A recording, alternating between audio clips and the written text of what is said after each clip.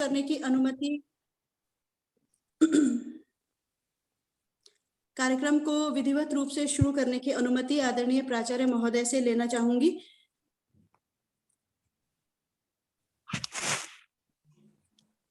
अनुमति है madam. Okay ma'am, thank you. Okay, सभी को एक बार पुनः प्रणाम, नमस्कार, और सभी को रिपब्लिक डे की, गणतंत्र दिवस की एक बार पुनः बहुत सारी शुभकामनाएं और बधाइयां। राष्ट्रीय पर्व के इस पावन दिवस में महाविद्यालय की ज्यादा से ज्यादा छात्राएं कार्यक्रम में सहभागिता कर सकें और इस मंच से अपने आप को अभिव्यक्त करने का अवसर प्राप्त हो सके। इस शुभ मंच से आदरणीय प्राचार्य Why also the girls are not putting their mics on mute? Yes, ma'am. आप लोग बच्चों अपने mics off कर दो बच्चों। पूनम मैम, मैं यहाँ से कमांड दे रही हूँ म्यूट ऑल का, आप अनम्यूट करके बोलिएगा। Okay okay ma'am, fine. Okay,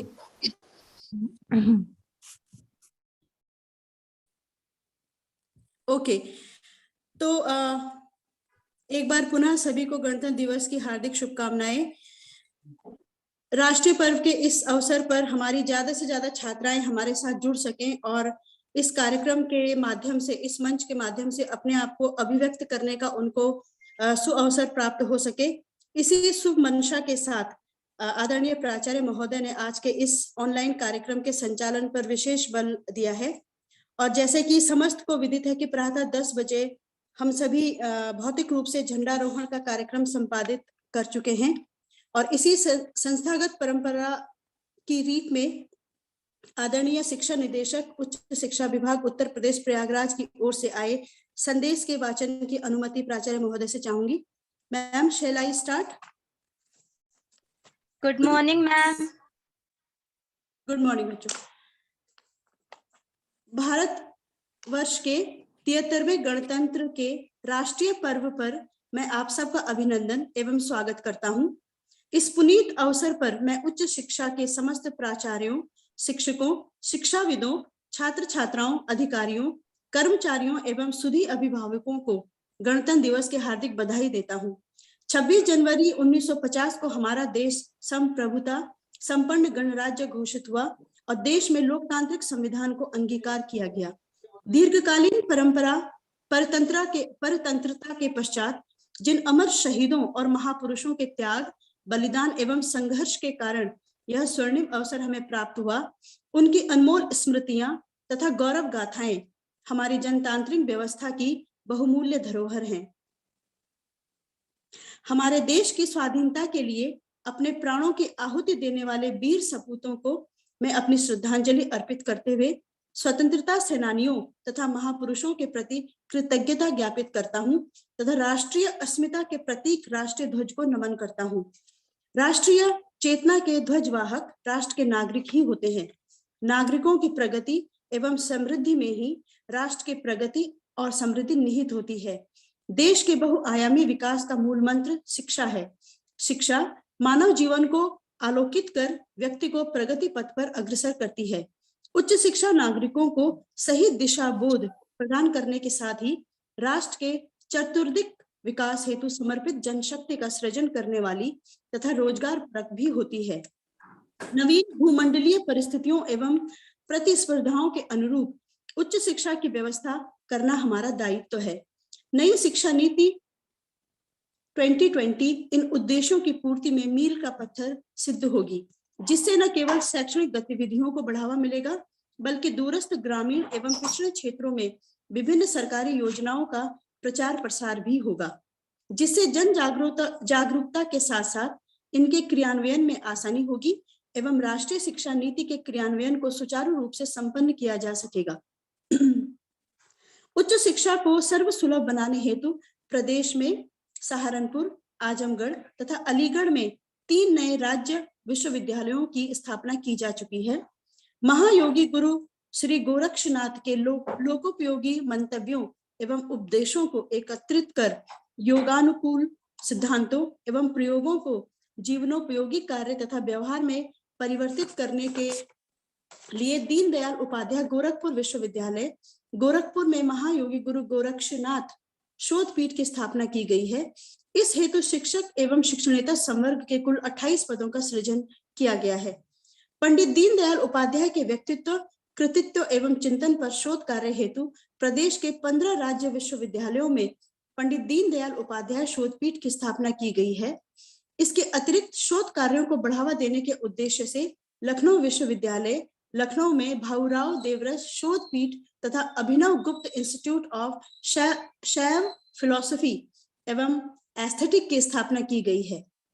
Shri Atal Bihari Vajpayee के नाम पर लखनऊ विश्वविद्यालय में अटल सुशासन पीठ की स्थापना की गई है तथा महात्मा गांधी अंतर्राष्ट्रीय रोजगार पीठ की स्थापना की कार्यवाही गतिमान है। वीर बहादुर सिंह पूर्वांचल विश्वविद्यालय जौनपुर में professor Rajendra Singh Rajju Bhaiya institute of physical science of study and research तथा research centre for renewable energy and nano science and technology की स्थापना की गई है। प्रदेश सरकार द्वारा नवनिर्मित एवं निर्माणाधीन 69 महाविद्यालयों को संबंधित विश्वविद्यालय के क्षेत्र अंतर्गत संगठक महाविद्यालयों के रूप में चलाए जाने हेतु संबंधित विश्वविद्यालय को निर्देश दिए जा चुके हैं। स्वर्गीय अटल बिहारी वाजपेयी पूर्व प्रधानमंत्री के नाम पर डीएवी कॉलेज कानपुर, जहां उनके द्वारा शिक्षा ग्रहण की गई, में सेंटर ऑफ एक्सीलेंस की स्थापना हेतु संबंधित महाविद्यालय को 5 करोड़ रुपए अवमुक्त किया गया था, जो महाविद्यालय द्वारा संपूर्ण धनराशि का उपयोग कर लिया गया है। निजी क्षेत्र में विश्वविद्यालय की स्थापना हेतु भूमि का मानक नगरीय क्षेत्र हेतु 40 एकड़ तथा ग्रामीण क्षेत्र हेतु 100 एकड़ निर्धारित था, जिसे सरकार द्वारा संशोधित कर क्रमशः नगरीय क्षेत्र एवं ग्रामीण क्षेत्र में 20 एकड़ एवं 50 एकड़ कर दिया गया है। इस निर्णय से प्रदेश में निजी विश्वविद्यालयों की स्थापना अधिक संख्या में हो सकेगी तथा गुणवत्तापरक स्किल डेवलपमेंट युक्त शिक्षा प्राप्त हो सकेगी। सामान्य वर्ग में आर्थिक रूप से कमजोर वर्गों के लिए अध्ययन के सभी पाठ्यक्रमों में उपलब्ध कुल सीटों के सापेक्ष अधिकतम 10% का आरक्षण तथा दिव्यांगजन के लिए प्रवेश हेतु सीटों का आरक्षण एवं ऊपरी आयु सीमा में छूट प्रदान की गई है। विश्वविद्यालयों से महाविद्यालयों की संबद्धता प्रक्रिया को पारदर्शी बनाने की दृष्टि से महाविद्यालयों की संबद्धता हेतु ऑनलाइन प्रक्रिया प्रारंभ की गई है। एक भारत श्रेष्ठ भारत कार्यक्रम के अंतर्गत अरुणाचल प्रदेश एवं मेघालय राज्यों के साथ उत्तर प्रदेश का MOU हस्ताक्षरित किया गया है, जिसके माध्यम से युग्मित राज्यों के मध्य सांस्कृतिक एवं शैक्षणिक आदान प्रदान किया जा रहा है। उच्चतर शिक्षा सेवा आयोग द्वारा विज्ञापन संख्या 49 के द्वारा प्रदेश के अशासकीय सहायता प्राप्त महाविद्यालय में प्राचार्य के 290 पदों के सापेक्ष चयनित प्राचार्यों का आसन व्यवस्था की प्रक्रिया ऑनलाइन पूर्ण की जा चुकी है। राजकीय कृषि महाविद्यालय हरदोई, राजकीय महिला महाविद्यालय अहरोला आजमगढ़ एवं राजकीय महाविद्यालय कटरा चुग्घूपुर सुल्तानपुर के भवन निर्माण के पश्चात हस्तांतरण की प्रक्रिया पूर्ण की जा चुकी है। प्रदेश में प्रथम बार पुस्तकालय के संग्रह में लगभग सभी विषय क्षेत्रों से संबंधित हिंदी, अंग्रेजी, उर्दू, संस्कृत, अरबी, फारसी, बंगल, फ्रेंच व अन्य भाषाओं में पुस्तकों की विस्तृत श्रृंखला उपलब्ध है। पुस्तकालय के संग्रह में विभिन्न विषयों में लगभग 1.25 लाख पुस्तकें उपलब्ध हैं। वित्तीय वर्ष 2021-22 में प्रदेश के दूरस्थ अंचलों में स्थित 120 राजकीय महाविद्यालयों में पुस्तकालयों हेतु 1080 प्री लोडेड टैबलेट उपलब्ध कराने हेतु 480 लाख के बजट का प्रावधान किया गया है। वित्तीय वर्ष 2021-22 में प्रदेश के तहसील ब्लॉक स्तर पर संचालित 120 राजकीय महाविद्यालयों में ई लर्निंग पार्क विकसित किए जाने हेतु प्रत्येक राजकीय महाविद्यालय में 5 कंप्यूटर उपलब्ध कराने हेतु शासन द्वारा 480 लाख के बजट का प्रावधान किया गया है। प्रदेश में प्रथम बार शिक्षकों, शिक्षणेतर कर्मचारियों का पूर्ण विवरण संग्रहित करने हेतु मानव संपदा पोर्टल की स्थापना की गई है, जिसमें शिक्षकों, शिक्षणेतर कर्मचारियों के समस्त विवरण उपलब्ध हैं। विशेष डिजिटलाइजेशन अभियान। उत्तर प्रदेश सरकार विशेषकर पिछड़े क्षेत्र के निर्धन वंचित छात्र छात्राओं को शिक्षण कार्य से जुड़ी सभी आवश्यक सुविधाएं उपलब्ध कराने के लिए कृत संकल्प है। ऐसे में प्रदेश के 172 राजकीय महाविद्यालयों में से तहसील ब्लॉक स्तर पर संचालित 120 राजकीय महाविद्यालयों में, जिनमें अधिकांश छात्र ग्रामीण अंचल के पिछड़े एवं वंचित तबके के हैं, इन साधन विहीन छात्रों को आधुनिक शिक्षण तकनीक से शिक्षण सुविधा प्रदान करने एवं डिजिटलाइजेशन की ओर उन्मुख करने हेतु राजकीय महाविद्यालयों में ई लर्निंग पार्क, वाईफाई एवं इंटरनेट एक्सेस की सुविधा प्रदान करके इन ग्रामीण पृष्ठभूमि के छात्रों को ऑनलाइन शिक्षण सामग्री, ई कंटेंट, डिजिटल लाइब्रेरी के उपयोग, विभिन्न जागरूकता कार्यक्रमों, वेबिनार आदि अनेकों उपयोगी एवं आधुनिक सुविधाएं प्रदान कर उनका बहुमुखी विकास किया जा सकता है। मिशन शक्ति का तृतीय चरण वर्तमान में प्रचलित है, जिसमें महिलाओं एवं बालिकाओं की सुरक्षा, सहभागिता, सम्मान एवं आत्म सुरक्षा तथा पॉक्सो एक्ट, महिलाओं से संबंधित कानूनों का बृहद प्रचार प्रसार करने के लिए एक विशेष अभियान संचालित किया जा रहा है। कोविड-19 से बचाव हेतु उच्च शिक्षा विभाग द्वारा सोशल मीडिया के विभिन्न माध्यमों से बचाव हेतु पर्याप्त प्रचार प्रसार समस्त शिक्षण संस्थानों के कार्यालयों में कोविड-19 हेल्प डेस्क स्थापित किए गए।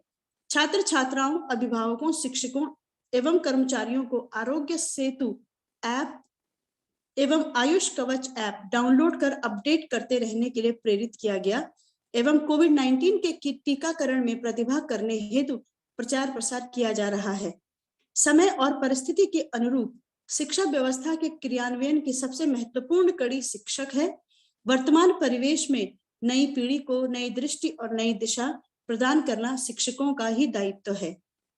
मैं प्रदेश की नई पीढ़ी को तराशने में संलग्न विद्वान प्राध्यापकों, महाविद्यालयों के प्राचार्यों का इस पावन पर्व पर आह्वान करता हूं कि भारत को महाशक्ति के रूप में स्थापित करने के लिए युवा पीढ़ी में अपने अर्जित ज्ञान के प्रत्यारोपण में सन्नद्ध हो जाएं। साथ ही इस शुभ अवसर पर मैं छात्र छात्राओं का आह्वान करता हूं कि वे अपनी पूर्व पीढ़ियों से प्राप्त समुन्नत ज्ञान राशि को आत्मसात कर नैतिकता, सदाचरण, गुरुजनों के प्रति सम्मान की भावना के साथ अध्यवसाय पूर्वक विद्यार्जन करते हुए देश के प्रबुद्ध, सचेत एवं समर्पित नागरिक बने तथा समय के साथ विविध प्रकार की चुनौतियों का सामना करने हेतु स्वयं समर्थ बने और एक समृद्ध व शक्तिशाली राष्ट्र के निर्माण में अहम भूमिका निभाएं। गणतंत्र दिवस के इस पावन बेला पर मैं एक बार पुनः उच्च शिक्षा के क्षेत्र में कार्यरत समस्त अधिकारियों, प्राचार्यों, शिक्षकों, कर्मचारियों और सुधी अभिभावकों को हार्दिक बधाई देता हूं। मेरी शुभकामना है कि आपके सार्थक और अथक परिश्रम से हमारा प्रदेश तथा देश उन्नति के प्रगति पथ पर उत्तरोत्तर अग्रसर हो। जय हिंद, जय भारत। डॉक्टर अमित भारद्वाज, शिक्षा निदेशक, उच्च शिक्षा, उत्तर प्रदेश, प्रयागराज।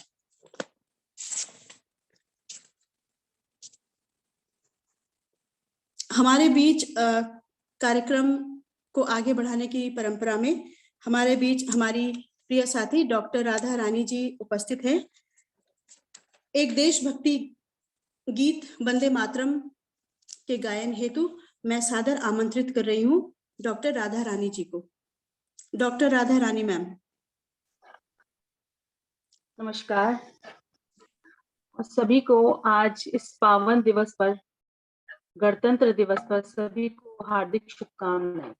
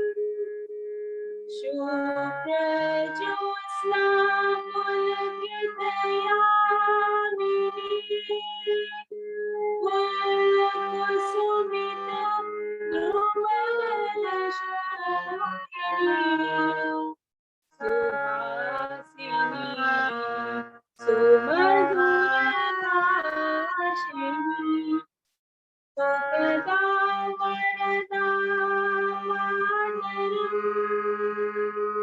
वंदे मातरम, वंदे मातरम, वंदे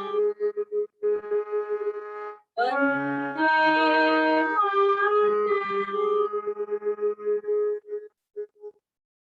जय हिंद।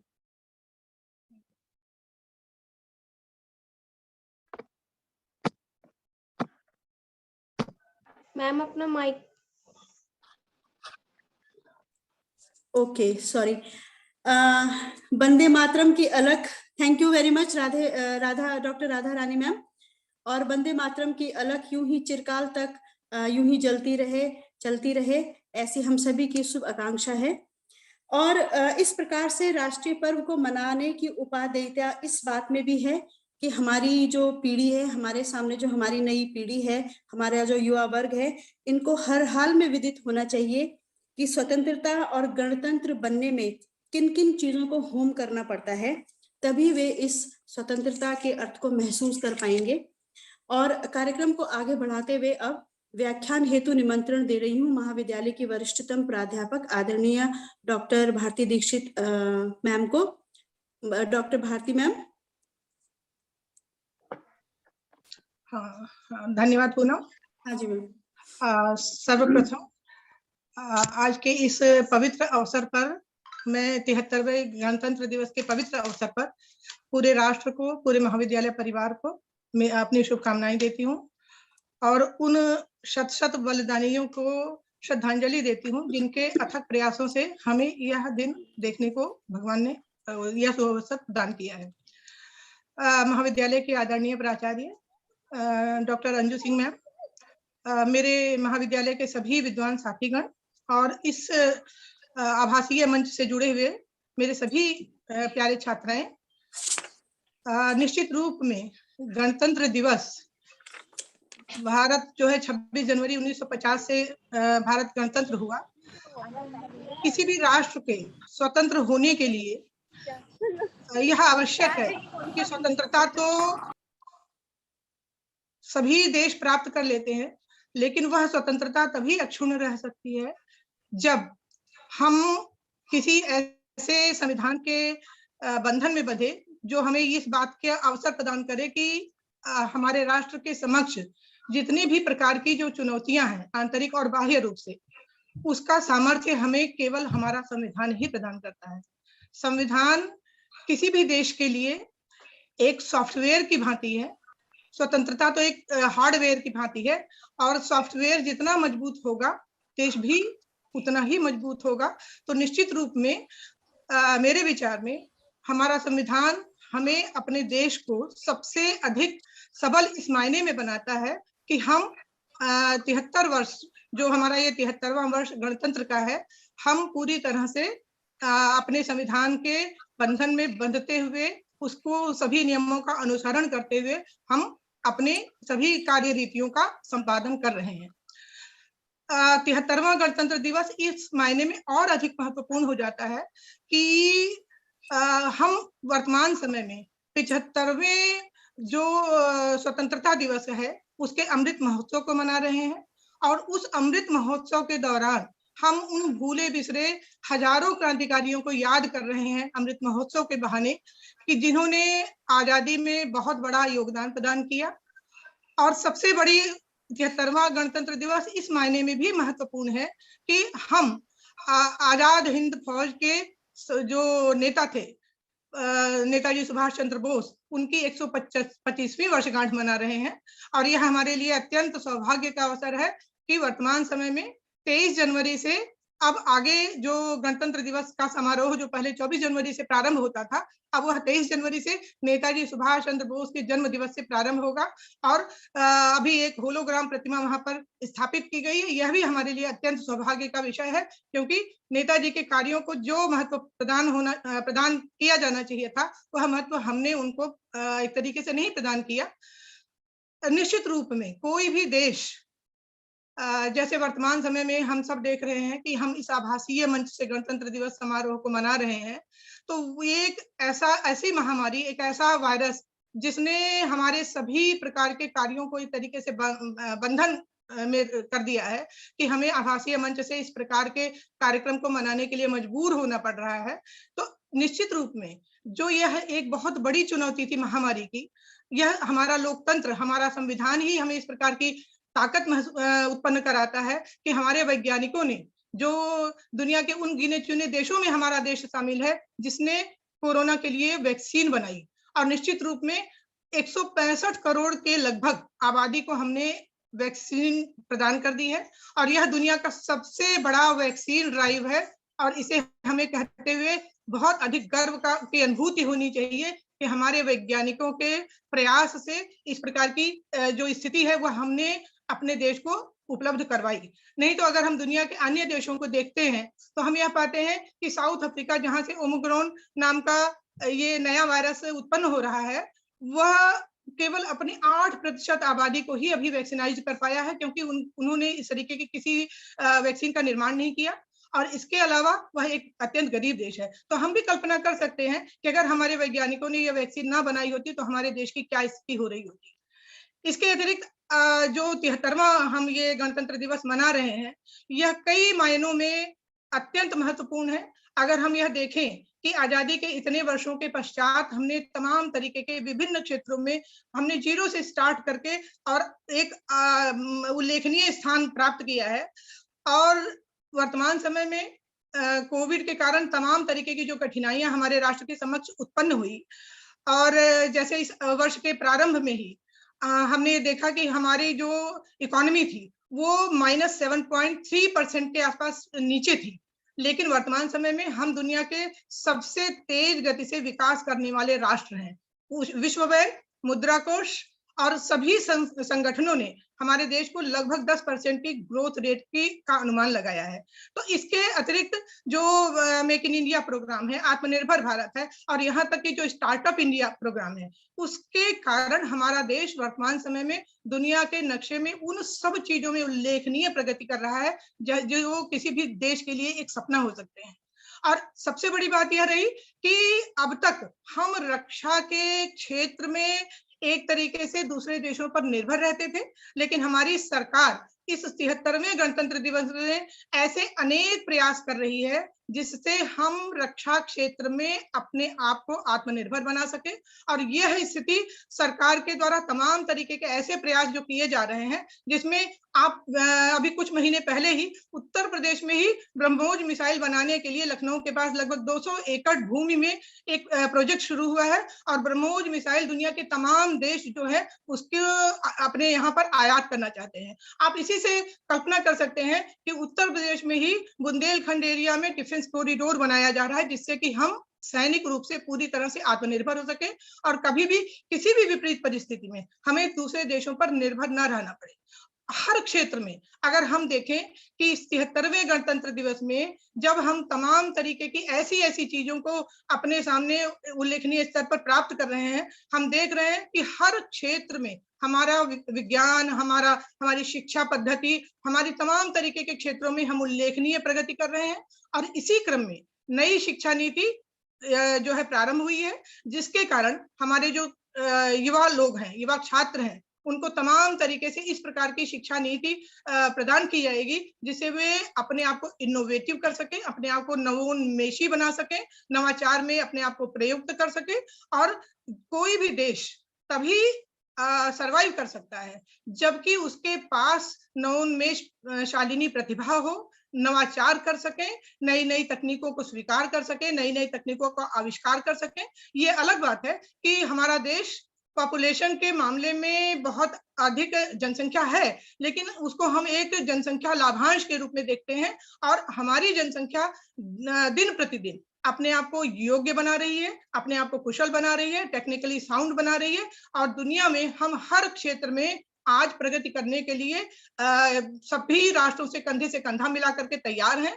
और इनोवेशन के मामले में दुनिया में हम 41वें नंबर पर आ गए हैं। तो इसी से आप अनुमान लगा सकते हैं कि हमारा राष्ट्र, हमारा युवा कितना अधिक आगे बढ़ रहा है, कितना अधिक नई चीजों को एक्सेप्ट कर रहा है।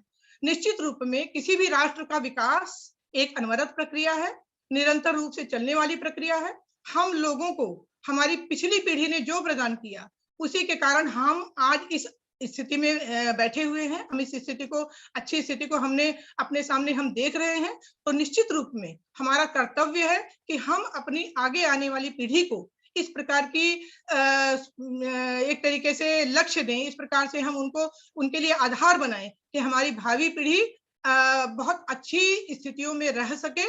और संविधान जहां पर हमें अधिकार देता है, उसी के साथ ही साथ कर्तव्य देता है। हम में से बहुत सारे लोग अपने अधिकारों की बहुत बात करते हैं, लेकिन उसके साथ साथ हमें हमेशा इस बात को ध्यान में रखना चाहिए कि कर्तव्य भी उतने ही अधिक आवश्यक है। कर्तव्य करेंगे तभी हम इस लायक बचेंगे कि हम अपने अधिकारों की डिमांड कर सकें, हम अपने अधिकारों पर एक तरीके से सभी तरीके से उस अधिकार को हम प्राप्त कर सकें। तो कोई भी देश बिना कर्तव्य के आगे नहीं बढ़ सकता। तो इसलिए हम सबका ये दायित्व है, और बच्चों आप सबका दायित्व है, हम भी उसमें शामिल हैं, हम भी आपकी अभी पीढ़ी के साथ मौजूद हैं। तो हमारा भी उतना ही जिम्मेदारी बनती है कि हम आप लोगों को लेकर के चलें आगे, हम आप लोगों के, हम अपना कर्तव्य निभाएं, आप अपना कर्तव्य निभाएं, और हमेशा अपने मन मस्तिष्क में इस सेंटेंस को रखें, राष्ट्र प्रथम, हमेशा नेशन फर्स्ट, ये विचार हमेशा हमारे दिमाग में होना चाहिए। अभी कल ही हमारे राष्ट्रपति जी ने जो अभिभाषण दिया है, उसमें उन्होंने यही कहा है कि जरूरी नहीं है कि हम बॉर्डर पर खड़े हैं तभी हम अपने देश की सेवा कर रहे हैं। हम जहां पर हैं, जैसे हैं, जिस रूप में हैं, जो हमारी ड्यूटी है, हम अगर उस चीज को अच्छे से निभाते हैं तो इसका तात्पर्य है हम अपने देश की सेवा कर रहे हैं। जरूरी नहीं है कि अगर गन लेकर के हम बॉर्डर पर खड़े हैं तभी हम सेवा कर रहे हैं। ये अलग बात है कि हमारे जो सैनिक है वो माइनस जो है के टेम्परेचर में भी हमें सुरक्षित रखने के लिए अपनी कर्तव्य का निर्वहन कर रहे हैं। तो हमारा भी ये दायित्व बनता है कि हम जहां पर हैं, जैसे हैं, अपने कर्तव्य का निर्वहन करें और अपने राष्ट्र को आगे बढ़ाएं और पूरी दुनिया में उस स्थिति में पहुंचाएं जिससे कि हम सब अपने आप को सिर ऊंचा करके रह सके और हमारे देश को विखंडित करने के लिए वर्तमान समय में तमाम आंतरिक और बाहरी शक्तियां कार्य कर रही हैं। तो हमारा दायित्व बनता है कि हम ऐसी शक्तियों को अपने संविधान के माध्यम से, अपने अधिकार और कर्तव्य दोनों के माध्यम से उसको उस जो उनकी मंशा है, जो उनकी इच्छा है, उस इच्छा को हम खंडित करें, उसको सफल ना होने दें और देश सर्वप्रथम इस बात को हमेशा अपने सामने रखें। धन्यवाद। जय Hind. Thank you very much ma'am. और हमेशा की तरह ही आपका वक्तव्य हमेशा बेहद सारगर्भित, प्रासंगिक और ज्ञानोपयोगी रहता है। आपका आभार महोदया। Thank you very much ma'am. और हमारे एक मिनट पूनम जी मैम। नमस्ते सभी को। गणतंत्र दिवस की बहुत सारी शुभकामनाएं। हम लोग अभी भी लौटे हैं कॉलेज में वहां से, और बच्चों के साथ प्रिंसिपल मैम को बहुत सारी शुभकामनाएं, नमस्कार। और आप सभी लोगों को गणतंत्र दिवस की बहुत सारी शुभकामनाएं। मैम आपको भी ढेर सारी शुभकामनाएं। आज महाविद्यालय में आपकी कमी बहुत ज्यादा खल रही थी, लेकिन एनसीसी के बच्चे थे। आपका स्वागत मैं हूँ अब। हाँ जी मैम। जी हाँ, मैम। बस में थी तो आवाज बहुत, वहां पर बहुत शोर था ना, तो फिर इसलिए जी मैंने कहा कॉलेज पहुंच कर बात। मैम कार्यक्रम में आपका स्वागत। Thank you so much Poonam. Thank you.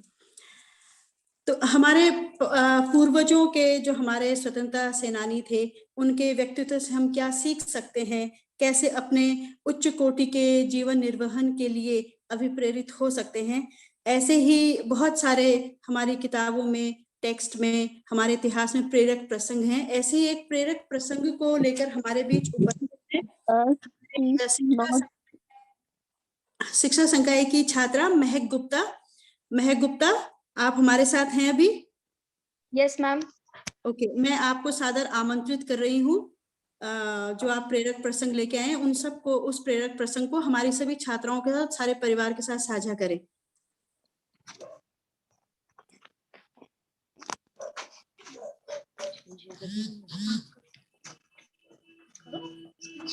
करना मुझे कर दे।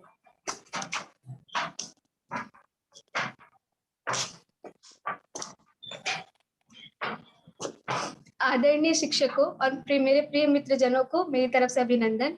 मैं इस शुभ अवसर पर 73वें गणतंत्र दिवस के अवसर पर आप सभी को शुभकामनाएं देना चाहती हूँ और मैं इस अवसर पर अपने भारतीय सेनानियों द्वारा दिए गए बलिदानों को याद करते हुए उनके द्वारा प्रचलित नारों को आपके सामने प्रस्तुत करना चाहती हूँ और उन्हें श्रद्धांजलि देना चाहती हूँ। स्वराज हमारा जन्मसिद्ध अधिकार है और मैं इसे लेकर रहूंगा। बाल गंगाधर तिलक द्वारा प्रचलित यह नारा 1898 में बनाया गया था। इस नारे ने भारतीय स्वतंत्रता संग्राम में एक प्रसिद्ध नारों में से एक है और इस नारे से प्रेरित होकर कई करोड़ों भारतीयों ने फ्रीडम स्ट्रगल में बढ़ चढ़कर हिस्सा लिया था। इनकलाब जिंदाबाद भगत सिंह, यह नारा मुस्लिम लीडर हजरत मोहिनी जी द्वारा बनाया गया था, लेकिन भगत सिंह के द्वारा इसे लोकप्रियता प्राप्त हुई। भगत सिंह ने 1829 में अपने साथी बटुक केशव दत्त के साथ सेंट्रल असेंबली में इस नारे को लगाते हुए बम फेंका था। जय हिंद, यह नारा सुभाष चंद्र बोस जी नेताजी ने बनाया था। नेताजी ने यह नारा 1947 में प्रचलित किया था और वे इस नारे को अपने हर भाषण के अंत में बोलते थे। बाद में इस नारे को राष्ट्रीय नारे के रूप में स्वीकार कर लिया गया और आज भी कई लीडर्स अपने भाषण के अंत में अपने भाषण को संबोधित करते हुए इस नारे को बोलते हैं। सरफरोशी की तमन्ना अब हमारे दिल में है, देखना है जोर कितना बाजुए कातिल में है।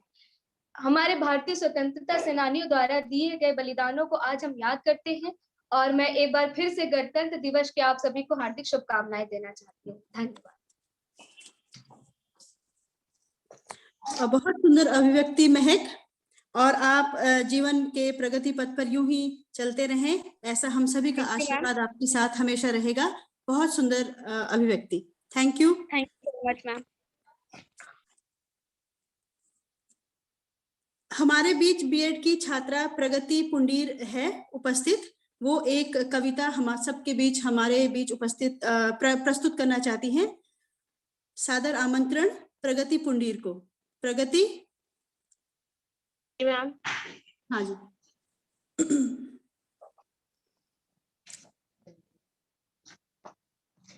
मैं सभी आदरणीय अध्यापकों और अपने मित्रगणों को गणतंत्र दिवस की हार्दिक शुभकामनाएं देना चाहती हूँ और मैं अपनी कविता के माध्यम से अपने स्वतंत्रता सेनानियों, अपने जवानों और उनके परिवार के बलिदानों को नमन करना चाहती हूँ। मैं दुश्मन से नहीं डरता, मैं दुश्मन से नहीं डरता, मैं भारत का जवान। मैं दुश्मन से नहीं डरता, मैं भारत का जवान हूँ। मरुस्थल की रेत हूँ मैं, सियाचिन का आसमान हूँ। मैं दुश्मन से नहीं डरता, मैं भारत का जवान हूँ। मैं जून में जलती रेत पर लेट कर कहता हूँ आज सर्दी कम है। दिसंबर की ठंड को पीकर कहता हूँ आज गर्मी का मौसम है। मैं बर्फ में 9 दिन तक दफन रहकर जिंदा निकलता हूँ। मैं बर्फ में 9 दिन तक दफन रहकर जिंदा निकलता हूँ। सीने में अपनी सांस को टुकड़ों में भरता हूँ। मैं हिंद महासागर की लहरों के कपड़े बदलता हूँ। -30 डिग्री में राइफल तान के टहलने निकलता हूँ। आदमजात की औकात क्या, मैं तो कुदरत से नहीं डरता, मैं भारत का जवान हूँ। मैं दुश्मन से नहीं डरता। मेरी दिवाली में उजाले का ख्याल तक नहीं, मेरी होली में रिश्तों का गुलाल तक नहीं। चांद हर ईद पर तन्हाइयों में इजाफा लाता है, मुझे राखी बांधने बस एक लिफाफा आता है। मेरे माँ के पैर छुए मुझे अरसा हो गया, मेरा बाप मेरे इंतजार में बूढ़ा हो गया। मेरी बीवी सिंदूर लगा के भी लगती कुंवारी है, मैंने सहूलियतों का गला घोटा, जरूरतें नकारी हैं। हाँ मैं निर्दयी हूँ, हाँ मैं निर्दयी हूँ, मैं अपने उजड़ते घरों आंगन से नहीं डरता। मैं भारत का जवान हूँ, मैं दुश्मन से नहीं डरता। सभी का खून है शामिल लगी कुर्बानियां सबकी, सभी का खून है शामिल लगी कुर्बानियां सबकी, कि हमने हड्डियों को जोड़कर भारत बनाया है। तुम्हें अगर इश्क है इससे तो इसको दिल से अपनाओ, पूछे कोई मजहब तो हिंदुस्तान बतलाओ। कभी ना तोड़ पाएगी आंधी कोई सियासत की, जुड़ो ऐसे जड़ों से जिंदगी की जान कहलाओ। पहाड़ी वादियां मैदान हो या साहिल या सहरा हो, तिरंगा 3 रंगों से बने दिखता सुनहरा हो। युवा हर प्राण यह प्रण ले, सड़क पर खून न होगा, युवा हर प्राण यह प्रण ले, सड़क पर खून न होगा। मैं सरहद पर खड़ा हूँ, तुम मेरे आंगन पे पहरा दो। मैं सरहद पर खड़ा हूँ, तुम मेरे आंगन पे पहरा दो। जय हिंद। Thank you ma'am. बहुत सुंदर प्रगति, बेहद ओजपूर्ण और भावपूर्ण प्रस्तुति आपकी रही। Thank you very much. God bless you बच्चे। Thank you ma'am.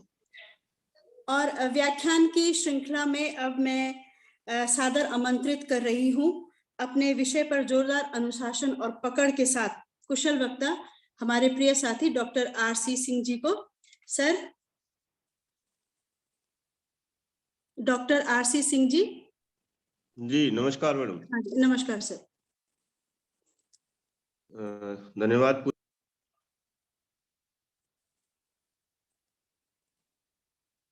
सर आपका ना माइक अनम्यूट कर दीजिए आप।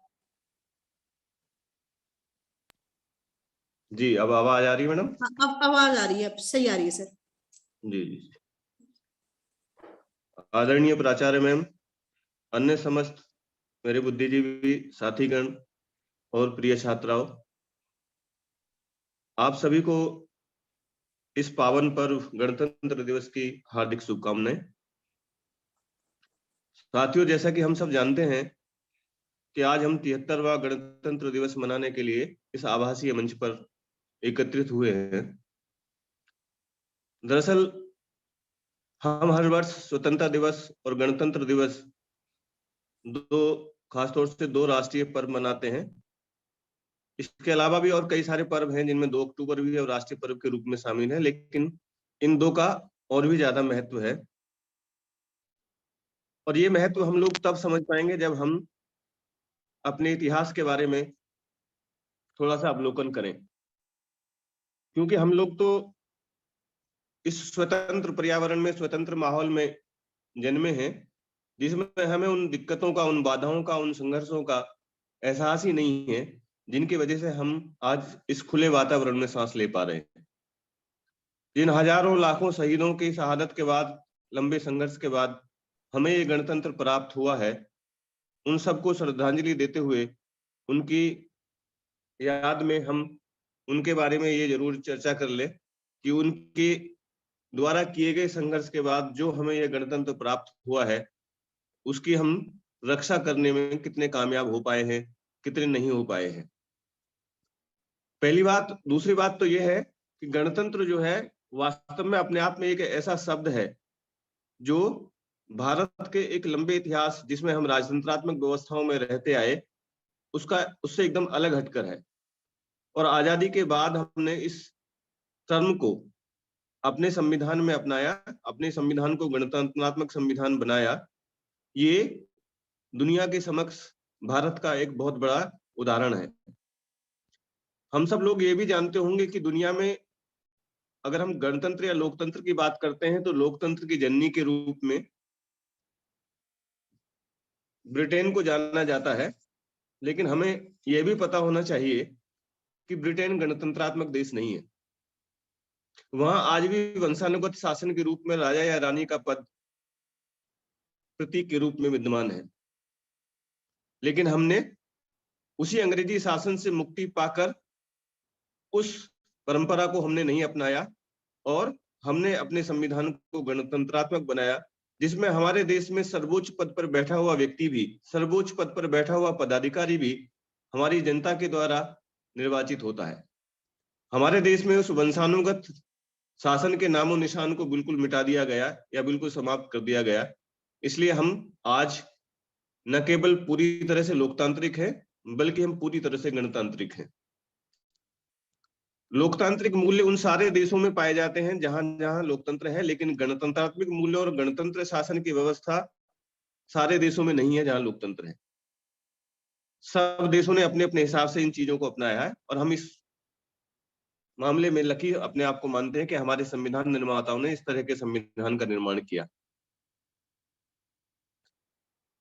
गणतंत्र शब्द जो है वो हम जानते हैं कि हमारे देश में सर्वोच्च पद पर राष्ट्रपति आसीन है और राष्ट्रपति भी हमारे यहाँ निर्वाचित होते हैं। वो मनोनीत नहीं होते, वो वंशानुगत नहीं होते।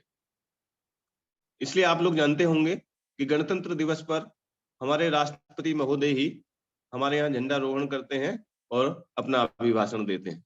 जबकि स्वतंत्रता दिवस पर हमारे सरकार के मुखिया होने के नाते प्रधानमंत्री इस कार्य को करते हैं।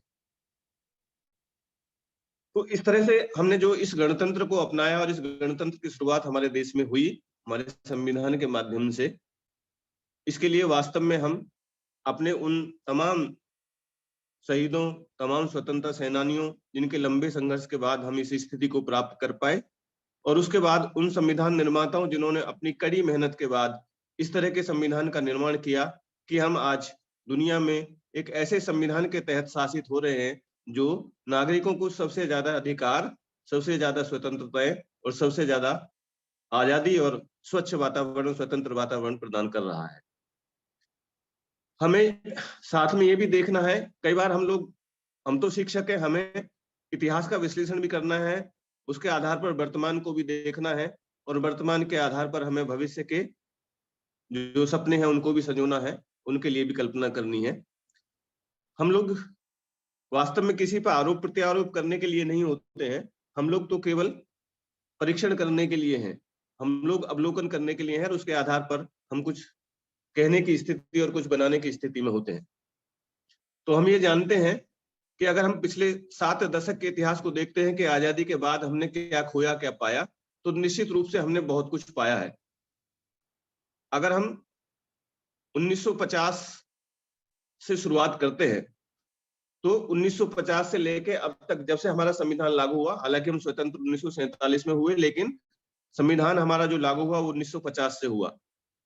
और 26 जनवरी की तारीख बहुत महत्वपूर्ण है हम लोगों के लिए, और इसके बारे में मैं थोड़ा सा बीच में बता दूं कि 1930 में 26 जनवरी के दिन को पूर्ण स्वराज्य की घोषणा की गई थी।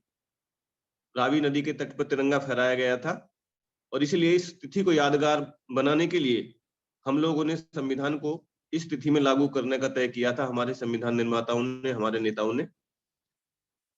26 नवंबर 1949 को संविधान तैयार होने के बावजूद भी हमने 26 जनवरी का इंतजार किया था, जिससे कि इस तिथि को हम हमेशा के लिए इतिहास में यादगार बना सकें। और इस संविधान को लागू होने के बाद से लेके अब तक का जो ये हमारा सफर है, इस सफर को हम अगर देखें तो वास्तव में हमने इतनी प्रगति की है कि हम उसके बारे में कल्पना कर सकते हैं वास्तव में। कि एक टाइम था, अभी मैं 2 दिन पहले अखबार में पढ़ रहा था, तो उसमें दे रखा था कि आजादी के बाद जब हमारे देश में दूध के लिए लोग जाते थे तो सुबह 4 बजे से लाइनें लगती थी, और तब जाकर कहीं 1 बोतल दूध उन्हें प्राप्त होता था।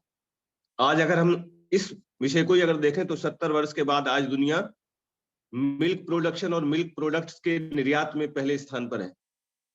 हम खाद्यान्न के संबंध में देखते हैं तो हम सब लोग जानते हैं कि एक स्थिति थी जब अमेरिका से हम लाल गेहूं जो वहां रिजेक्टेड होता था, जिसको वहां समुद्रों में फेंकने के लिए दिया जाता था, वह गेहूं हमारे देश में मंगवाकर हम लोग उसको खाने में प्रयोग करते थे। आज हम दुनिया में न केवल अपनी इतनी बड़ी जनसंख्या होने के बावजूद उसकी प्रतिपूर्ति कर पा रहे हैं, बल्कि हम लोग निर्यात कर रहे हैं। हमारे यहाँ अनाज के व्यापक भंडार है इस समय। हरित क्रांति, सफेद क्रांति, इन तमाम के माध्यम से हम लोगों ने फसलों के उत्पादन, खाद्यान्न के उत्पादन, दुग्ध के उत्पादन और इन सब में बेहताशा वृद्धि की है। और निश्चित रूप से साइंस और टेक्नोलॉजी के मामले में, विज्ञान और तकनीक के मामले में भी हम लोग बहुत आगे बढ़ चुके हैं। आज दुनिया में भारत सॉफ्टवेयर, हार्डवेयर से लेके इंजीनियरिंग और मिसाइल्स आदि के मामले में अपना एक स्थान रखता है। ऐसी स्थिति हम ये नहीं कह सकते पिछले 70 साल में कुछ नहीं हुआ, या ये भी नहीं कह सकते कि पिछले कुछ सालों में ही सब कुछ हुआ है। बहुत कुछ हुआ है, धीरे धीरे हुआ है, कुछ समय में ज्यादा कुछ हुआ है, कुछ समय में थोड़ा कम कम धीरे धीरे हुआ है, लेकिन यह लगातार सतत प्रयास का, सतत विकास का ही परिणाम है कि आज 70 साल या के बाद या 7 दशक के बाद हम लोग इस स्थिति में पहुंच पाए हैं। तो उन सब लोगों का, सब राजनेताओं का या सारे ही कर्मठ लोगों का जिन्होंने इस पूरे 7 दशक में अपने अपने स्तर पर योगदान दिया है, उन सबके हम लोग आभारी हैं। और निश्चित रूप से सबके योगदान को हमें सराहना ही चाहिए, पर हम उस योगदान को तब सराह पाएंगे या तब पूर्ण कर पाएंगे जब हम इस गणतंत्र की अक्षुण्णता को बनाए रखेंगे, एकता और संपूर्णता को बनाए रखेंगे, देश की अखंडता को बनाए रखेंगे। और इसके लिए मुझे लगता है कि बहुत आवश्यक ये है कि हम में से बहुत सारे लोग, यानी हमारे देश के बहुत सारे लोग भारतीय संविधान के बारे में बहुत स्पष्ट रूप से जानते नहीं हैं, और उसको जानना बहुत जरूरी है। जरूरी इसलिए है कि हमारे देश के गणतंत्र के समक्ष जो आज सबसे बड़ी चुनौती है वो है संवैधानिक निरक्षरता। संविधान के बारे में लोगों में शिक्षा और चेतना का अभाव है। मैं समझता हूं कि संवैधानिक शिक्षा देश में अनिवार्य होनी चाहिए ताकि लोग लोकतांत्रिक मूल्यों एवं नागरिक कर्तव्यों के बारे में जान सके। नागरिक अधिकारों की बातें होती हैं लेकिन नागरिक कर्तव्यों की बातें नहीं होती, और ये एक तरफा हो ही नहीं सकता। नागरिकों के मूल कर्तव्यों में सबसे पहला कर्तव्य है संविधान के अनुदेशों का पालन करना। अब अगर संविधान के बारे में पता ही नहीं है तो उसका अनुपालन कैसे होगा? इसलिए चाहे कोई भी किसी भी स्ट्रीम की पढ़ाई करे, सबके लिए संविधान की शिक्षा अनिवार्य होनी चाहिए। और मैं तो हमारे तमाम उन शिक्षकों और बौद्धिक लोगों से भी ये आह्वान करता हूं कि जो भी सिलेबस निर्माण की समितियों में कहीं ना कहीं है, निश्चित रूप से हमारे इस संविधान की जानकारी को अनिवार्य विषय के रूप में शामिल किया जाना चाहिए। हर यूनिवर्सिटी में, हर स्कूल कॉलेज के सिलेबस में, हर स्ट्रीम के बच्चों के लिए अनिवार्य पेपर होना चाहिए, जिससे कि हमारे बच्चे, हमारी पीढ़ियां ये संविधान के बारे में, अपने अधिकार और कर्तव्यों के बारे में सीख सके। क्योंकि हम केवल एक पक्ष की बात करते हैं, अधिकारों की, कर्तव्यों की बात नहीं करते हैं। और ये जब तक दोनों बात समान रूप से नहीं होंगी तब तक निश्चित रूप से हम उस स्थिति को प्राप्त कर ही नहीं सकते। इसलिए अंत में मैं अपनी तरफ से यही कहते हुए कि हम सब मिलकर, खासतौर से हम पढ़े लिखे बुद्धिजीवी लोग जो है, उन सब की ये और भी ज्यादा ड्यूटी बन जाती है, और भी ज्यादा हमारा ये दायित्व बन जाता है कि हम इस ओर कदम बढ़ाएं और इस जागरूकता को प्रचारित करने में अपना योगदान दें, देश की एकता, अखंडता और अक्षुण्णता को बनाए रखें और अपने गणतंत्र को और मजबूत करें। इसी कामना के साथ बहुत बहुत धन्यवाद। Thank you very much sir, आपके सारगर्भित वक्तव्य के लिए थैंक यू वेरी मच।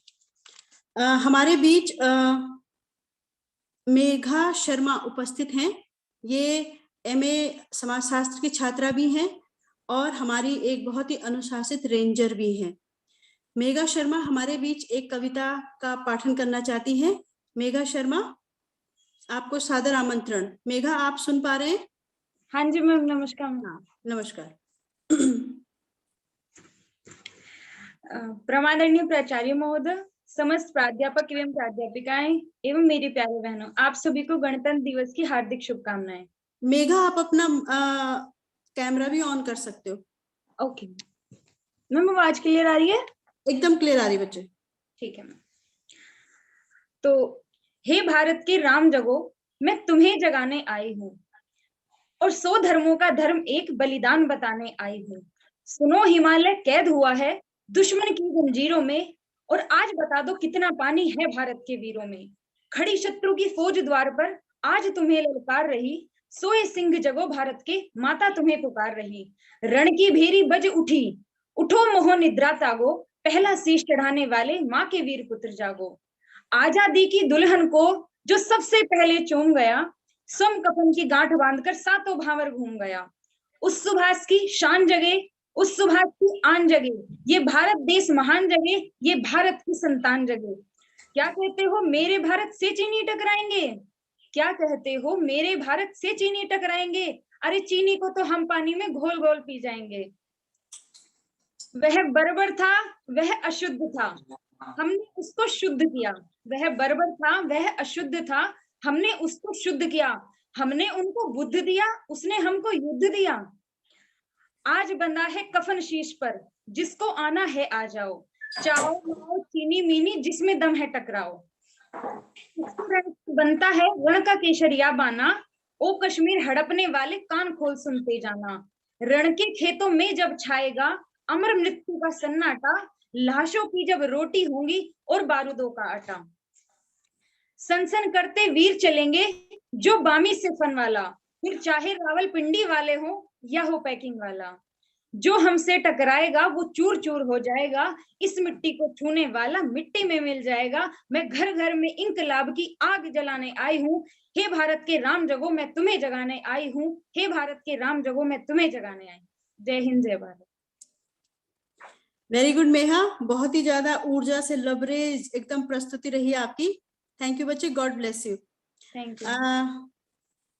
हमारे बीच श्रुति अग्रवाल उपस्थित हैं। श्रुति अग्रवाल MA प्रथम वर्ष संगीत की छात्रा हैं। Yes ma'am, yes ma'am. हाँ, श्रुति हम सभी के बीच एक देशभक्ति गीत लेकर आई हैं। श्रुति, आपका स्वागत बच्चे। Thank you ma'am. आप अपना ये कैमरा ऑन कर लीजिए। Yes ma'am.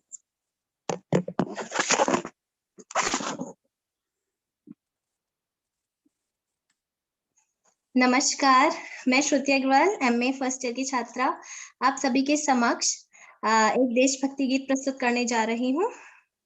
ऐ मेरे वतन के लोगों।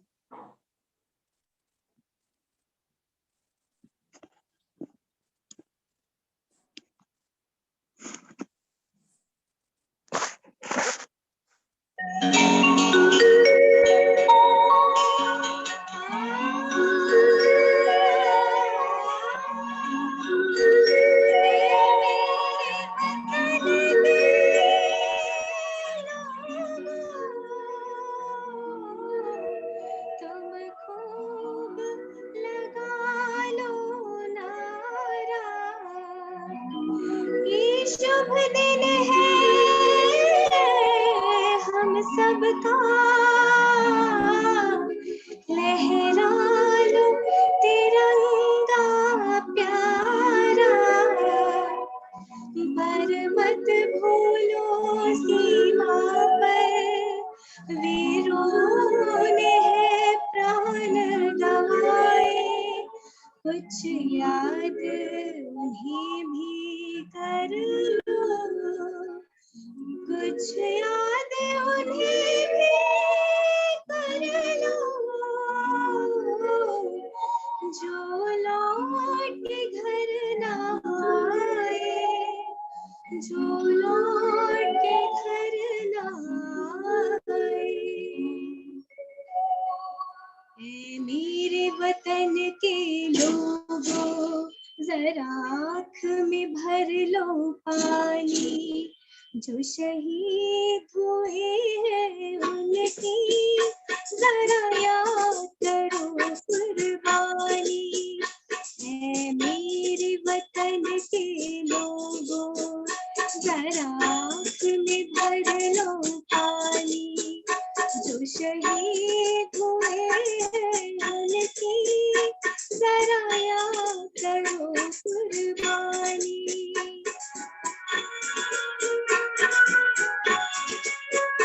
जब घायल हुआ हिमालय, खतरे में पड़ी आजादी, जब तक थी सांस लड़े वो, जब तक थी सांस लड़े वो, फिर अपनी लाश बिछा दी, संगीत धर माथा हो गए अमर बलिदानी, जो शहीद हुए हैं उनकी जरा याद करो कुर्बानी।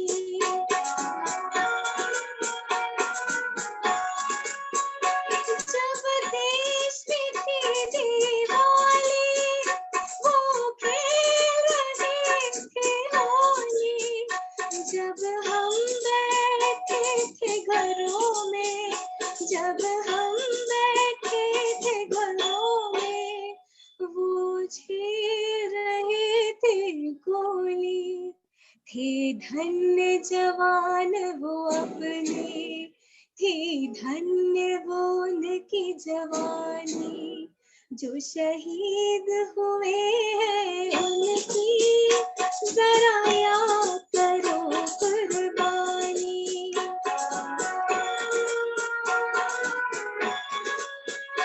कोई सिख कोई जाट मराठा,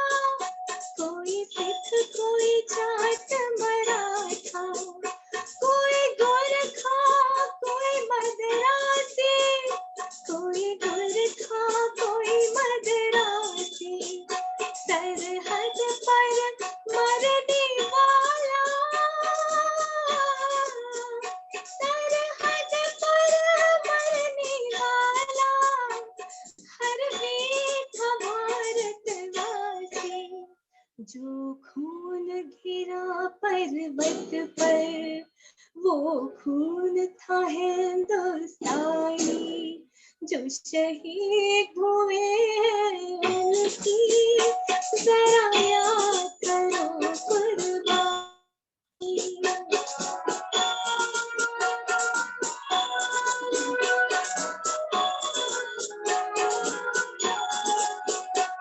थी खून से लथपथ धारियां फिर भी बंदूक उठा के 10-10 को एक ने मारा फिर गिर गई होश गवा के जब अंत समय आया तो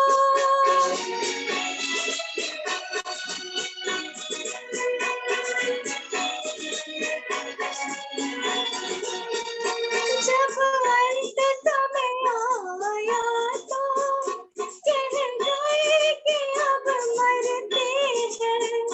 जब अंत समय आया तो कह गए कि अब मरते हैं। खुश रहना देश के प्यारों, खुश रहना देश के प्यारों, अब हम तो सफर करते हैं, अब हम तो सफर करते हैं। क्या लोग थे वो दीवाने, क्या लोग थे वो अभिमानी जो शहीद हुए हैं उनकी जरा याद करो कुर्बानी। तुम भूल न जाओ उनको इसलिए कही कहानी जो शहीद हुए हैं उनकी जरा याद करो कुर्बानी। जय हिंद जय हिंद जय हिंद की सेना, जय हिंद जय हिंद जय हिंद की सेना, जय हिंद जय हिंद जय हिंद। वाओ, बहुत वेरी वेल डन श्रुति। और हमारा जो इनबॉक्स है आपके लिए प्रेजेस का, आपके टीचर्स ने आपको बहुत सारी प्रेजेस और आशीर्वाद और बहुत सारी तारीफ आपके लिए भेजी है। वेरी वेल डन बेटा, बहुत सही। और आपके टीचर्स को भी ढेर सारी बधाई कि आपकी जैसी होनहार हमारी छात्रा उनके हमारे हम सभी के बीच है।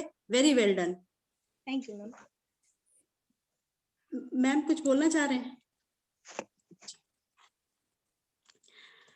ये हाँ जी, ये गीत अपने आप में ही बहुत ज्यादा खूबसूरत है, लेकिन जिस भाव के साथ आपने इसको गाया, ऊर्जा के साथ आपने इसको गाया, it was super wonderful, very good, keep it up. Thank you ma'am. हमारे बीच अंग्रेजी विभाग की MA इंग्लिश की एक स्टूडेंट हमारे बीच उपस्थित है, कुमारी मोहिनी। और मोहिनी हमारे बीच एक कविता लेकर उपस्थित हैं और इनकी कविता की खासियत ये है कि ये कविताएं खुद लिखती हैं। इनका जो ये कविता पाठ करेंगी इनकी स्वरचित कविता है। तो कुमारी मोहिनी मित्तल, आपका हमारे इस मंच पे स्वागत।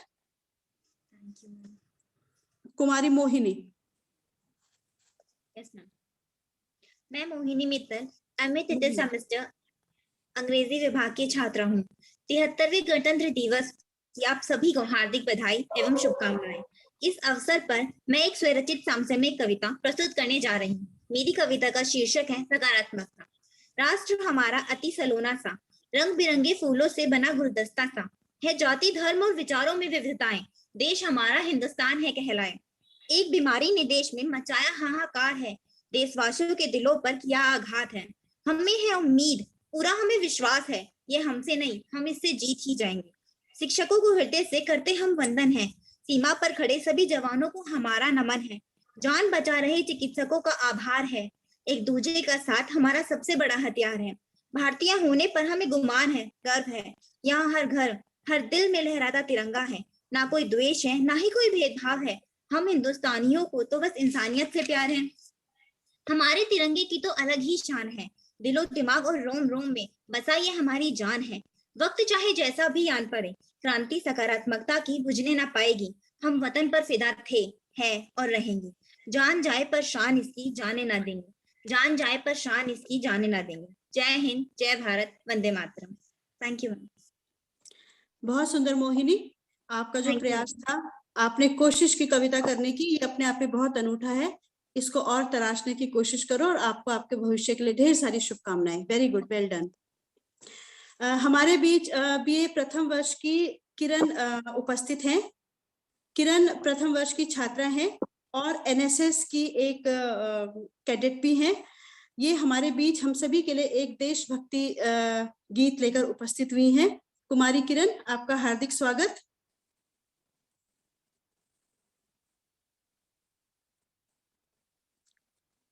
थोड़ी देर पहले तो किरण हमारे सभी के बीच थी। Yes ma'am. हाँ किरण, आप हमारे बीच? मैम नमस्ते मैम। हाँ ओके, बच्चे आप अपना माइक अपना कैमरा ऑन कीजिए और आपको सादर आमंत्रण है आपको जो प्रस्तुति है उसके लिए।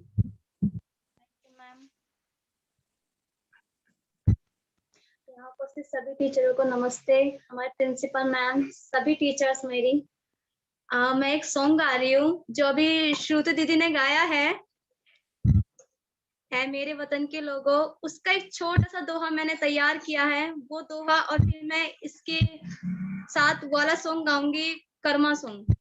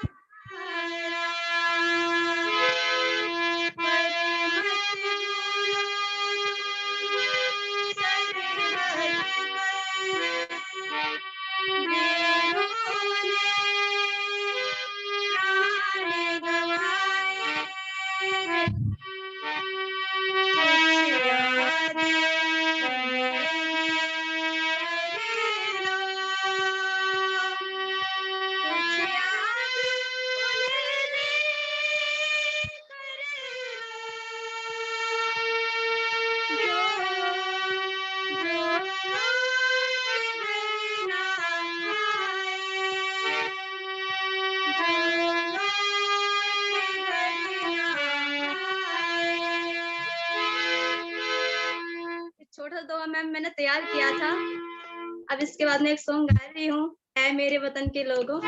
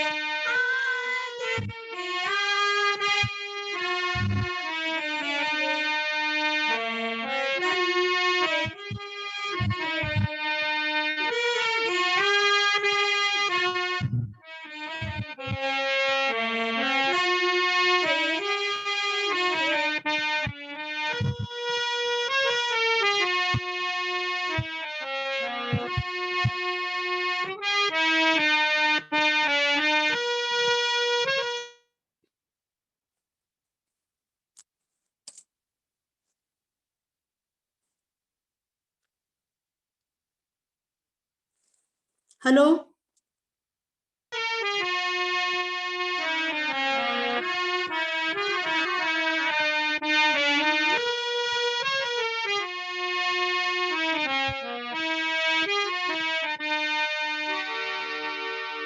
बस इतना ही था।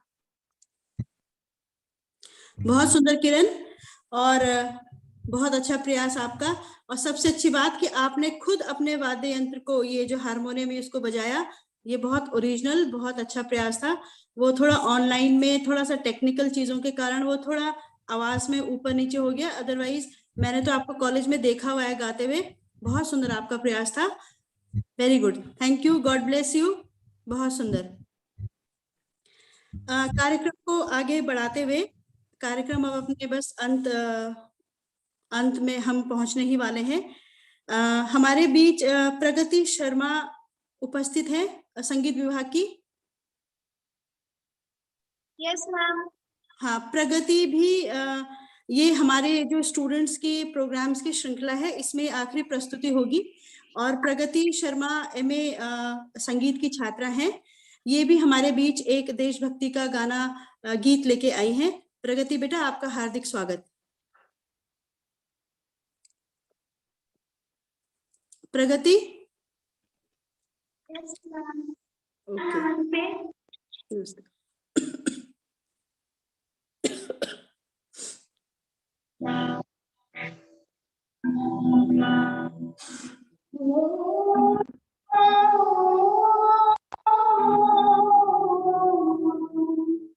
इनका सोना देश है मेरा देश, इनका सोना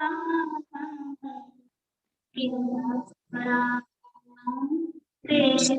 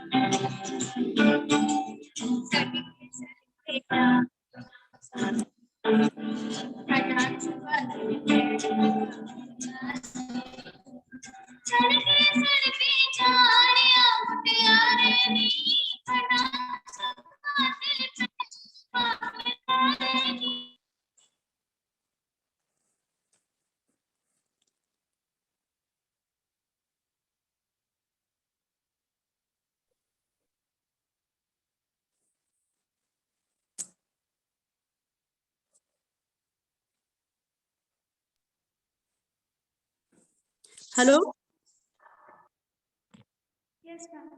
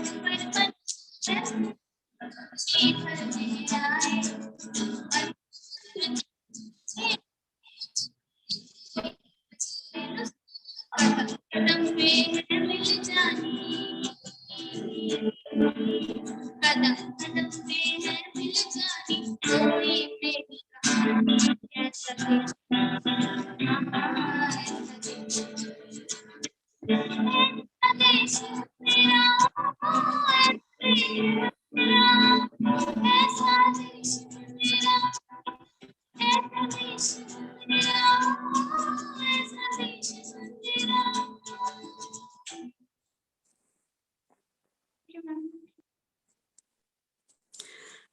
सुंदर प्रगति। और आप हम सभी ने देखा कि महाविद्यालय में हमारी छात्राओं में प्रतिभा की कमी नहीं है। हमारे बच्चे अपने आप अपने इतने सुंदर तरीके से वाद्य यंत्रों को इस्तेमाल कर पा रहे हैं, इतना सुंदर गा रहे हैं, और भी अपनी इस तरह के मंच होते ही हमारी छात्राओं के लिए हैं कि वो अपनी जो उनके इनबॉर्न टैलेंट्स हैं उनको इस तरह से उनको अभिव्यक्ति का इस प्रकार से मौका मिले इस तरह के कार्यक्रमों के माध्यम से। परंतु ऑनलाइन में जिस तरह से सभी को पता है कि इसकी अपनी खुद की लिमिटेशंस होती हैं और घरों पे इतने अच्छे से हम कर नहीं पाते कि म्यूजिक की भी आवाज आए बहुत अच्छे से और बच्चों की भी आवाज आए। तो भविष्य में मेरी ऐसी कामना है कि हम अपने विद्यार्थियों के इतने टैलेंटेड बच्चों के लिए कुछ इस प्रकार का मंच मुहैया करा सकें कि अगर ऑफलाइन है वो तो बहुत अच्छी बात है, लेकिन अगर ऑफलाइन नहीं है तो ऑनलाइन पे इस प्रकार का मंच हम इनको मुहैया करवा सके जहाँ पे इनकी प्रतिभा में और भी ज्यादा निखार आए। वेरी गुड प्रगति। आपकी बॉडी लैंग्वेज से हम अच्छे से सुन नहीं पाए, लेकिन इट वाज वेरी नाइस, बहुत अच्छा एफर्ट, वेरी गुड बेटा, कीप इट अप। और अब सांस्कृतिक कार्यक्रमों की श्रृंखला में ये आखिरी कार्यक्रम रहेगा। हमारे बीच हमारी सुरीली सी हमारी साथी डॉक्टर शालिनी वर्मा जी उपस्थित हैं। वो भी हमारे लिए एक बहुत ही सुंदर गीत लेके हमारे बीच उपस्थित हैं। डॉक्टर शालिनी वर्मा, आपका हार्दिक स्वागत। Thank you ma'am. एक गीत गाने का प्रयास करूंगी।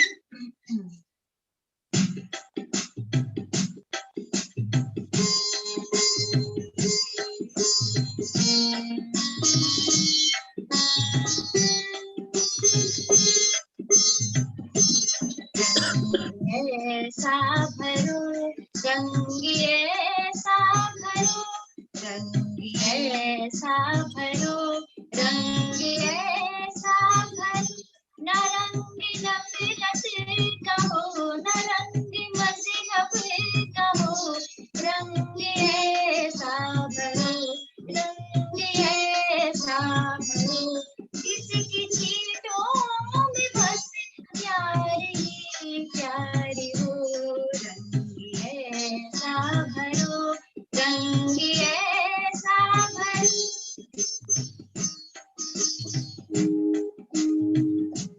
दूरियां सब मिटे पास इतने मिले दूरियां सब मिटे पास इतने मिले बसे छाया बनी मन से मन भी मिले एक साया बने मन से मन भी मिले पाव ऐसे धरो पाव ऐसे धरो मापनी निशा पाव ऐसे धरो पाव ऐसे धरो इसकी आहट में बस प्यार ही प्यार हो रंग ऐसा भरो रंग ऐसा भरो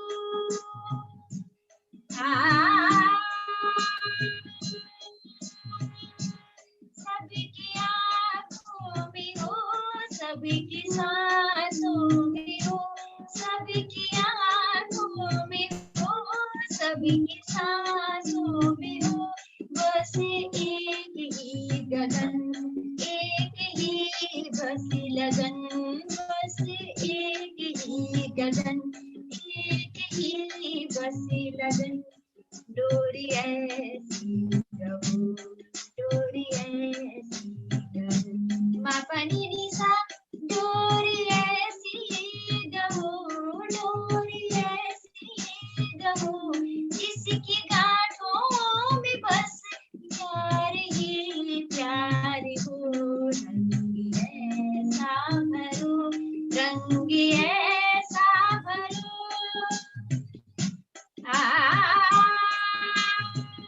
पानी सारे धावा नीधा पा मा गरे गारी सरे मापा मापनी निशा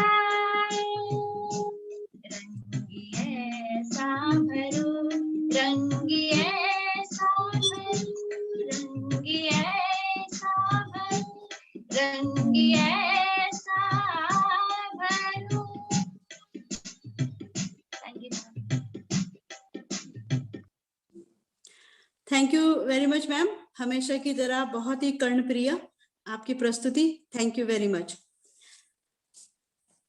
हमारे महाविद्यालय की आदरणीय प्राचार्य महोदया, आपकी सहृदयता, साफगोई, आपका व्यक्तित्व हमें सदैव उच्च कोटि का मनुष्य बनने के लिए अभिप्रेरित करता है और करता रहेगा। हम पूरी तरह से आशान्वित हैं कि आपके निर्देशन में हमारा व्यक्तिगत और व्यावसायिक रूप से विकास होगा और हमारी संस्था अपने लक्ष्यों को प्राप्त करती रहेगी।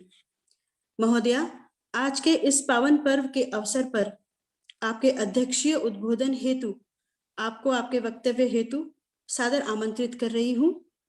इस मंच के माध्यम से आप हम सभी से प्रेरणा और आशीर्वाद के कुछ शब्द कहें। Ma'am please. Thank you doctor Poonam. सभी को मेरा नमस्कार। आज के कार्यक्रम की समारोहिका डॉक्टर पूनम भंडारी, सह समारोहिका डॉक्टर अनीता गोस्वामी, डॉक्टर उषा साहनी, समस्त प्रबुद्ध प्राध्यापकगण, शिक्षणेतर स्टाफ एवं प्यारी छात्राओं। भारतवर्ष जैसे लोकतंत्र के 73वें गणतंत्र दिवस के इस पावन अवसर पर सर्वप्रथम मैं सभी ज्ञात अज्ञात शहीदों को अपने श्रद्धा सुमन अर्पित करती हूँ।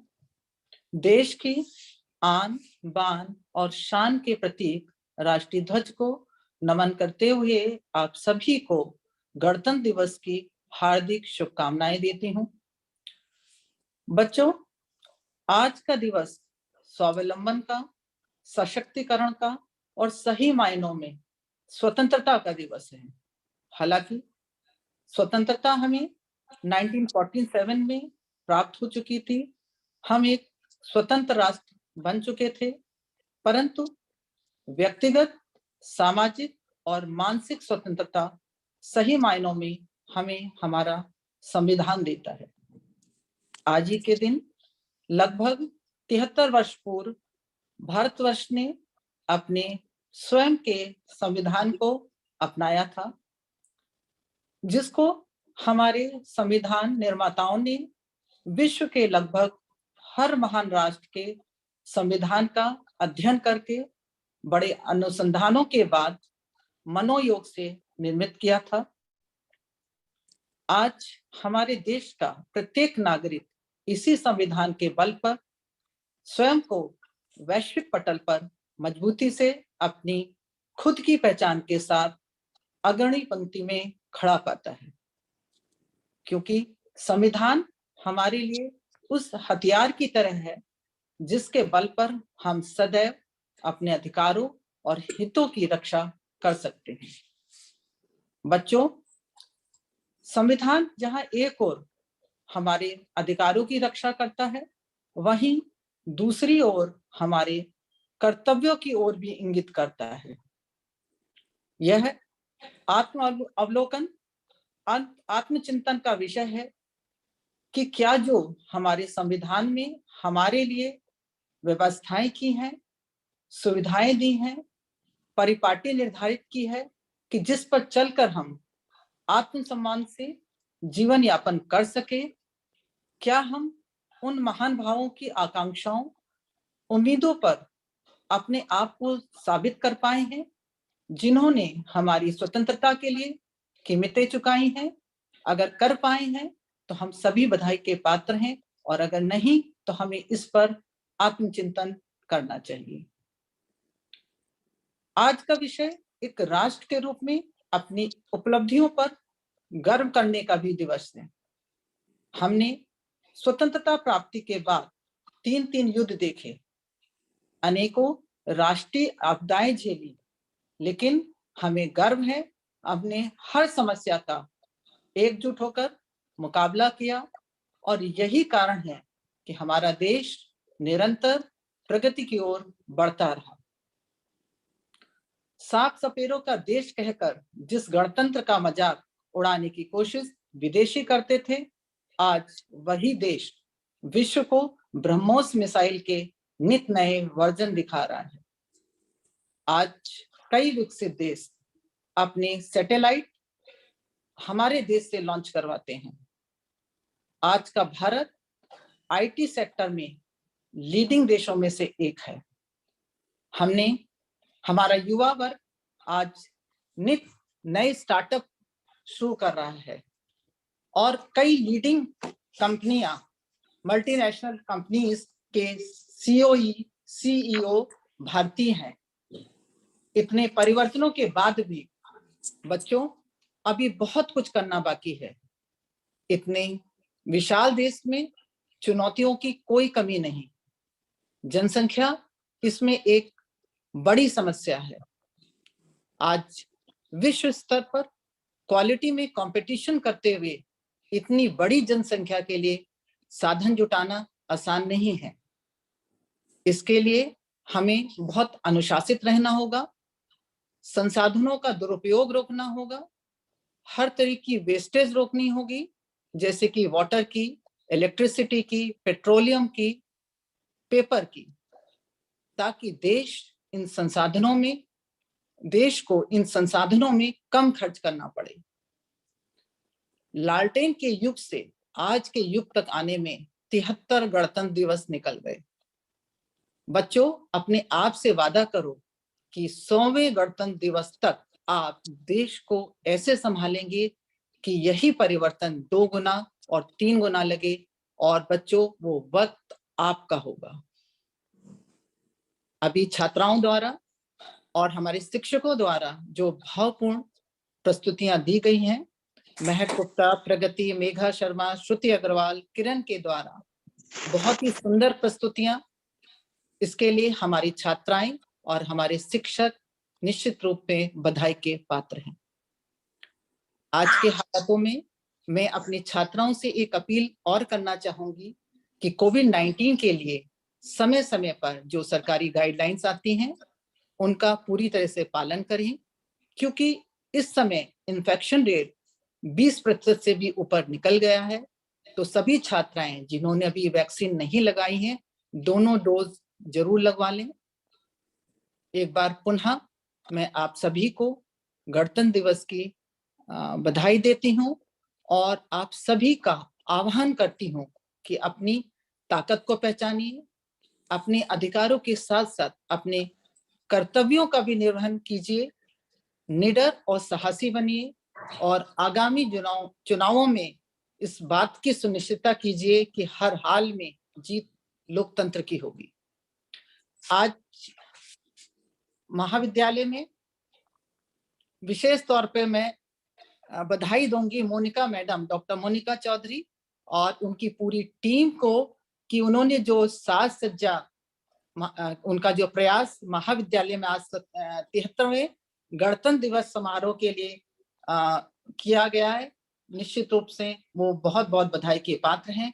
उनका ये सद प्रयास राष्ट्र निर्माण में एक महत्वपूर्ण योगदान है और हमारे ऐसे छोटे छोटे प्रयासों से अपने देश को हम उन्नति के नए शिखर तक जरूर ले जा सकते हैं।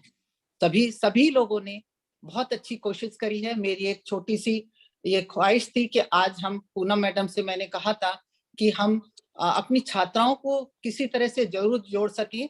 उसके लिए मैं डॉक्टर पूनम भंडारी, डॉक्टर उषा साहनी, विशेष तौर से डॉक्टर अनीता गोस्वामी को भी धन्यवाद देती हूँ कि उन्होंने मेरी इस मन की इच्छा को पूरा करा। आप बधाई के पात्र हैं और एक बार पुनः आप सभी लोगों को हार्दिक बधाई। आप सभी के उज्जवल भविष्य की कामना करती हूँ। आप सभी लोग स्वस्थ रहें, खुश रहें। जय Hind. Thank you very much, ma'am. Indeed, very inspirational. Thank you once again, ma'am. और अब सभी के औपचारिक धन्यवाद ज्ञापन हेतु मैं आमंत्रित कर रही हूँ महाविद्यालय की वरिष्ठ हमारी साथी डॉक्टर अनीता जी को। Doctor Anita. Thank you ma'am. बहुत बहुत धन्यवाद डॉक्टर पूनम भंडारी मैम। सर्वप्रथम श्रद्धेय प्राचार्य मैम, सभी यहाँ पर इस आभासी मंच पर उपस्थित मेरे वरिष्ठ और कनिष्ठ सहयोगी गण और प्यारी छात्राओं, आज का कार्यक्रम एक चैलेंज के रूप में हम लोगों के लिए था और हमारे पूरे महाविद्यालय ने बहुत ही सुंदर तरीके से इस काम को अंजाम देने वाली बात मैं कहूंगी कि ये एक अच्छे ढंग से संपन्न हुआ। इसमें सबसे ज्यादा रोल हमारी प्रेरणा स्रोत, हमारी कैप्टन ऑफ द शिप प्राचार्य मैम का है कि अगर आप इच्छा करें तो हम लोग सब कुछ कर सकते हैं मैम, और हमारी टीम हमेशा इसी तरह से आगे लगी रहेगी, ऐसा हम आपको विश्वास दिलाते हैं। क्योंकि ये 73वें गणतंत्र दिवस का आभासी मंच पर आयोजित कार्यक्रम था, जो बहुत अच्छे ढंग से छात्राओं के सहयोग और समस्त हमारे जो प्राध्यापक गण हैं उनके सहयोग से संपन्न हो सका। छात्राओं ने बहुत अच्छा प्रयास किया। मैं देखती हूँ हमारी जो छात्राएं हैं बहुत ही गरीब परिवारों से आती हैं, लेकिन फिर भी उनका जो उत्साह है और उनका जो प्रेजेंटेबल वे है, कुछ भी समारोह में अपना प्रस्तुतिकरण बहुत ही उत्तम तरीके से ही हमेशा रहा है, और आशा है कि वो ऐसे ही आगे भी पूर्ण प्रयास के साथ अपने आप को प्रस्तुत करें। भले ही हम आभासी मंच पे हों, लेकिन हम सबकी भावना, हम सबके विचार और हम सबके मन में हमारा देश हर समय रहता है। इसी भाव और विचार के साथ हमने आज इस कार्यक्रम को आयोजित किया था। यद्यपि कुछ समस्याएं भी आई, परंतु उन सभी से पार पा लिया गया, क्योंकि अगर टीम वर्क किया जाए तो कुछ भी असंभव नहीं है, ऐसा हम मानते हैं। सबसे ज्यादा धन्यवाद मैं छात्राओं को ही देना चाहूंगी कि वो महाविद्यालय में ना होते हुए भी हमारे साथ जुड़ी और इस चीज के महत्व को उन्होंने जाना कि हमारे लिए हमारे राष्ट्रीय पर्व कितने महत्वपूर्ण हैं। हम होली, दिवाली और अन्य तीज त्योहार बहुत जोर शोर से मनाते हैं, तो क्यों नहीं हम अपने राष्ट्रीय पर्वों पर भी पूर्ण समर्पण के साथ, पूर्ण भाव के साथ अपने आप को जोड़ें। और जब भी राष्ट्रीय पर्व आते हैं, मुझे अपने बचपन की बातें याद आती रहती हैं, सुबह से लेकर शाम तक, कि क्या उत्साह रहता था हम लोगों का। भले ही कोरोना हमारे बीच में आ गया हो, लेकिन हम चाहते हैं कि हमारा वो उत्साह किसी भी तरह से कम ना हो और हम लोग हमेशा अपने कार्यक्रम को बहुत अच्छे ढंग से करते रहें। तो मैं पुनः धन्यवाद दूंगी समस्त छात्राओं का, समस्त हमारे कर्मचारीगण जो महाविद्यालय परिवार के इस आभासी मंच पर जुड़े हुए हैं, साथ ही समस्त प्राध्यापकों का जो आज इस मंच की शोभा बढ़ा रहे हैं। बार बार धन्यवाद है। प्राचार्य मैम ने बहुत अच्छा और बहुत उत्तम विचार रखा कि हम लालटेन के युग से निकलकर आज कहाँ पहुंचे हैं, और एक क्रांति, सूचना क्रांति की बात जो आज से 20 वर्ष पूर्व हम लोग जब यंग थे अपने कॉलेज में किया करते थे, आज हम सब लोग उस क्रांति को जी रहे हैं, जैसे ये आभासी मंच। तो ये बहुत इंपॉर्टेंट है कि भले ही 73 साल हमें गए, लेकिन हमारी उपलब्धियां भी कुछ कम नहीं है और आगे भी उन उपलब्धियों में हम कुछ ना कुछ इजाफा करते ही रहेंगे, ऐसा मेरा विश्वास है। इन्हीं शब्दों के साथ मैं अपनी वाणी को विराम देना चाहूंगी। बहुत बहुत धन्यवाद आप सभी का। धन्यवाद Poonam ma'am. Thank you very much ma'am. और अब कार्यक्रम के समापन हेतु मैं आदरणीय प्राचार्य महोदय से अनुमति चाहूंगी। अनुमति है मैडम। Thank you ma'am. तो इस प्रकार से हम आज के गणतंत्र दिवस समारोह के समापन को हमने पाया है। आप सभी का एक बार पुनः धन्यवाद। आप सभी को एक बार पुनः गणतंत्र दिवस की हार्दिक शुभकामनाएं। Thank you very much. Thank you.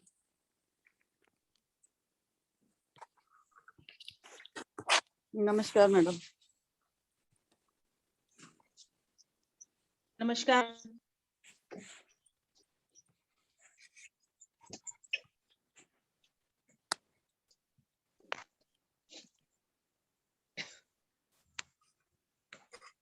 नमस्ते ma'am. Poonam ma'am, should I end the meeting for all? Yes ma'am, please ma'am.